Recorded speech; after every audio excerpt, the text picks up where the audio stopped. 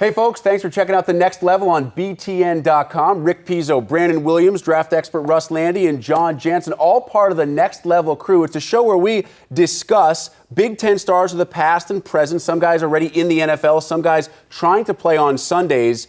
And we're going to start by taking a look back at the 2011 NFL draft. And just the first round alone, fellas, we had 7 Big Ten players chosen among the first 31 picks. And some of these names, before their senior seasons, or before their draft eligible seasons, I should say, we did not expect to be first rounders. Jon, when you look at this list, what name jumps out to you?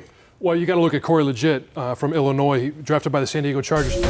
In nobody's radar was he going to be taken in the first round. It just wasn't in the realm of possibility. What he did in the offseason with perfecting his technique, understanding football, understanding the defense that he was in, he became a much more powerful player. And that doesn't necessarily mean he got stronger, but he learned how to play with his technique. He understood the scheme of the defense. He had the power off the ball. His pad level was so much better. And in pass rush, he had a move off of a move. A lot of these guys that are taken only have one move, and they're good at it.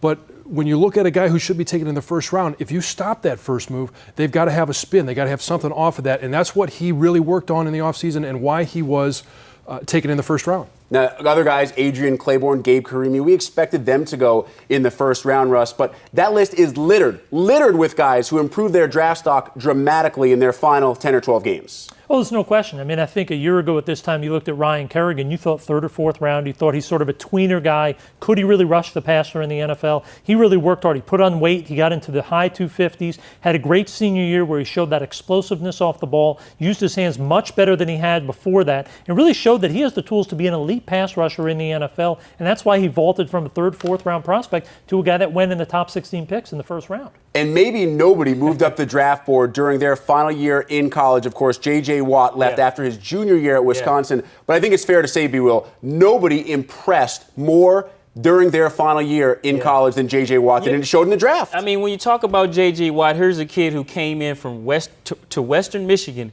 as a tight end. Then he transferred to Wisconsin, became a defensive end, and like you said, he started doing everything. Borland got hurt, so he became the vocal point of the defense. He's blocking field goals, getting interceptions, returning them for touchdowns, getting sacks, putting major pressure. He was just all over everywhere. So it was a no-brainer that this kid would shoot up the board and just make so many plays. He just stood out. He did exactly what he had to do to get that first-round grade, and it proved and it showed. And I'm excited to see what he'll do playing for the Houston Texans with a guy like Mario Williams, and see them playing against the Colts, and maybe he may not get the chance to hit Peyton Manning, but we'll see. But it's a great spot for him, too, to play that 3-4 scheme there. Yeah. Genetics help with Watt as well. I mean, he's a guy who kept growing. He kept growing into his late teens and early 20s at Wisconsin into a defensive end.